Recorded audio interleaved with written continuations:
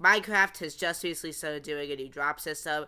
And since we've already seen 5 and are going to be seeing 6 drops, I thought it would be nice to check all the drops we've seen so far, as well as the one we're about to see, on a tier list. So, since none of these drops are really amazing or bad, we only have 4 tiers today: great, good, okay, and mid. I think the tiers are pretty self-explanatory, so let's start off with the first drop we saw, which was the bat and pot drop, which did exactly as it said it would do.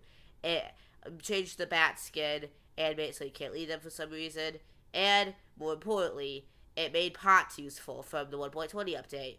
They can now store up to a stack of items. It's almost as if we did get a much better version of this 2 drops later. Whatever. It was still pretty good for that, since the newly added trial chambers, that mechanic would be useful. So, however, still, neither of these features are things I really interact with that much, and they were pretty useless, especially since we got a better version of the pot anyway, like 2 updates later. However, they are useful. That did make them good for swing items and trial chambers, though. And the battery ticket is cool, but still, it's overall nothing in this update I really used at all. So I'm gonna call it a pretty mid drop. It wasn't even really considered a drop when it came out. It was just considered like one of those basic minor updates. It's only after they realized they wanted to do like drops that they considered this a drop, since it added more things in the update would a small update would add before the drop system. But yeah, regardless of whether or not this is really a drop, this is a pretty mid drop, so it's going in mid. Now we have the Armored Pause drop, the last drop before 1.21 and before they initially enacted their whole drop idea. This update basically added the stuff from Minecraft Live before 1.21, which is pretty cool. It was the first time they added something from Minecraft Live before the initial update that Minecraft Live was announcing came out.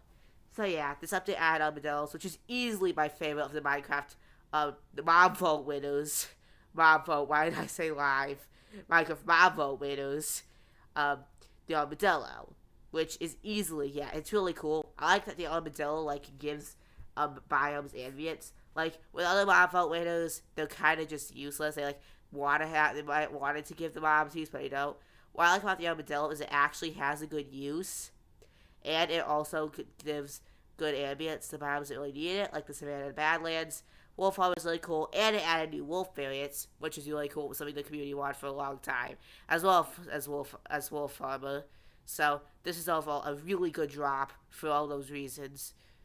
And I like how the armadillo is implemented. I like that you can get the scoots faster using the brush, which gave new use to another 1.20 item. Yeah, just really shows how mid that update really was, to be honest with you.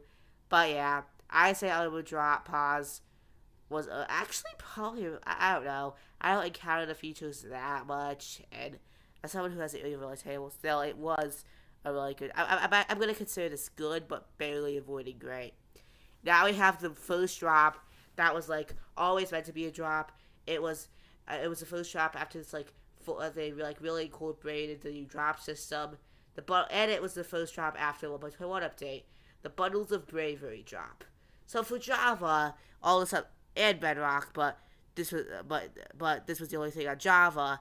They added something that was originally gonna come out like in the 1.17 update, but it came out in this update like 4 years later.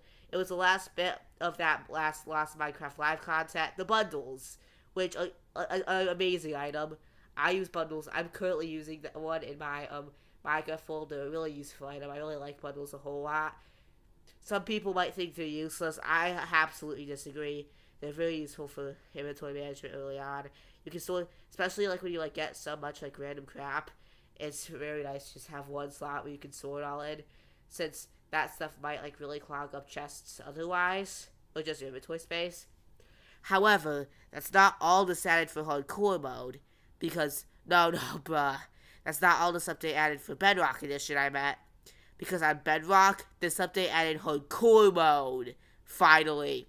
It only took way longer than it should have.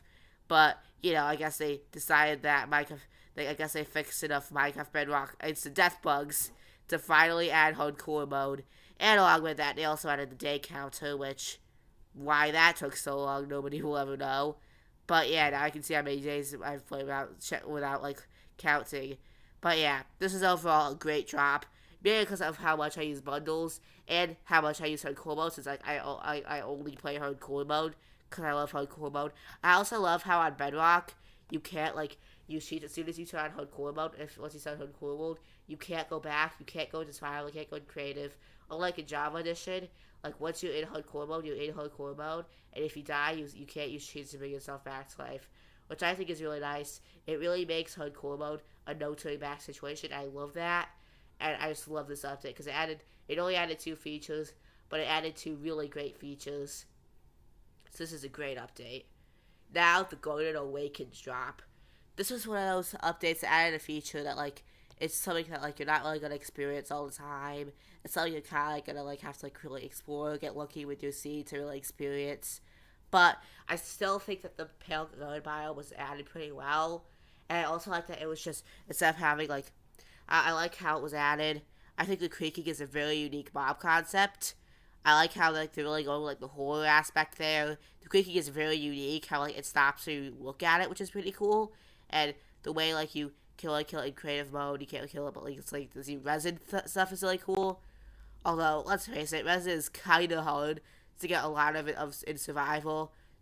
I do like that it also came with white wood, which is pretty cool. Although I'm the only one who thinks it looks more pink than white, but I like that we got kind of white wood in Minecraft and the orange resin blocks. Although nobody's really gonna build with that in survival mode.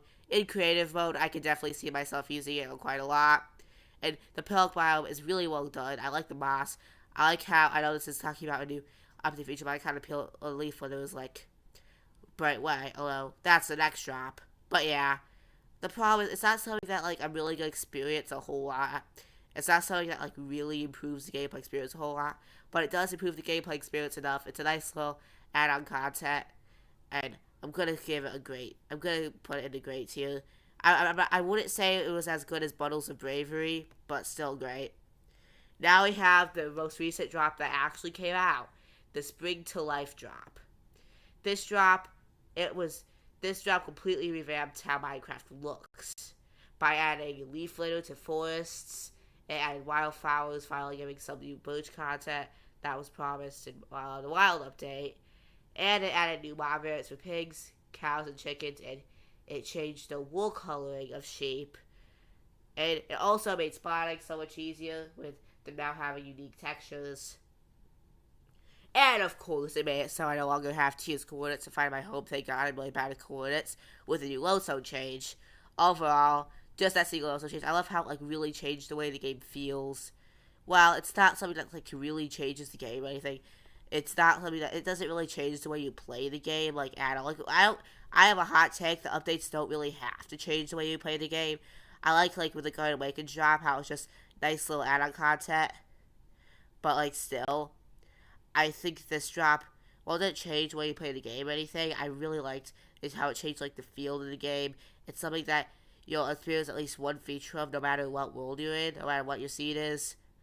And for that, I'd say it's a great tier. I like how like really, yeah, I erase all this stuff, but it expands like the ambience of Minecraft. And yeah, I like the update a lot. Great tier. Now we have the Happy Gas drop. Something isn't out yet. We don't actually know what it's going to be called, but we did just get our last 2 confirmed features for it, which is nice. And especially as we're on the 5th beta preview for Bedrock, and if there is a 6th beta, it's going to have like 2 bug fixes. We are at the end of content this drop, so I can rate it. I may have a little bit of new content bias for this that I didn't have for any of the other drops, but this was honestly a really fun. This seems like it's going to be a really cool drop. I really like I feel like the Happy Gas was implemented really well. Just like the creaking is a really unique mob. Even if it's not entirely a unique concept, they kind of stole the idea from themselves here. I like how like it's a really well with how this big drop didn't really add any really utility stuff.